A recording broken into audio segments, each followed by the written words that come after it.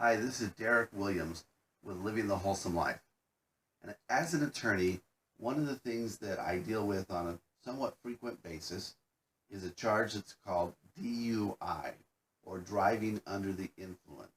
And that can be under the influence of alcohol or drugs, whether they're illicit or prescription. In either case, lots of times individuals will be at a party or at a bar or something of that nature, and they go home. There's a couple things that I suggest.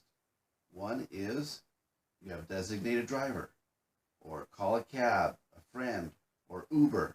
Or lots of times, and this is what I want to talk about today, is people will decide, hey, I'm not in a condition to drive, so I'm going to sleep it off for an hour. So they get in their car, they go to sleep, and somewhere along the way the police show up.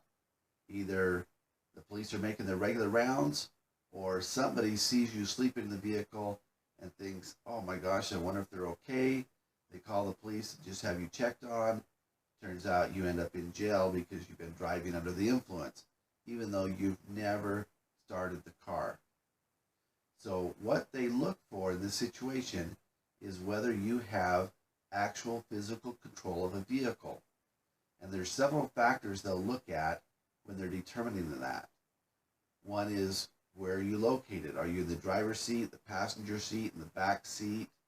Things of that nature. But the biggest one, and this is the key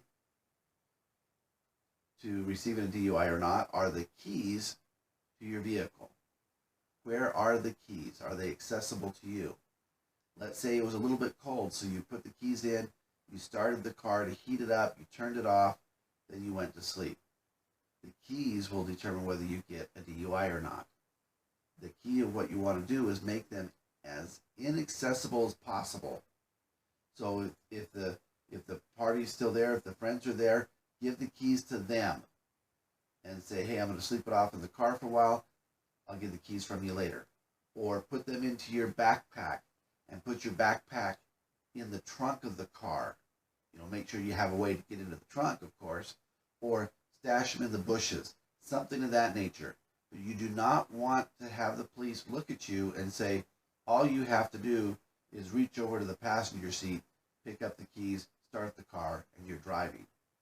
Even if you put them in the trunk, they could still speculate that, well, you do have physical control because you can get them out of the trunk and so forth. But you're far better off in that situation. So again, to avoid getting a DUI, call a friend, call a cab, take Uber, sleep it off. But make sure you make the keys as inaccessible as possible. So that is my tip for the day.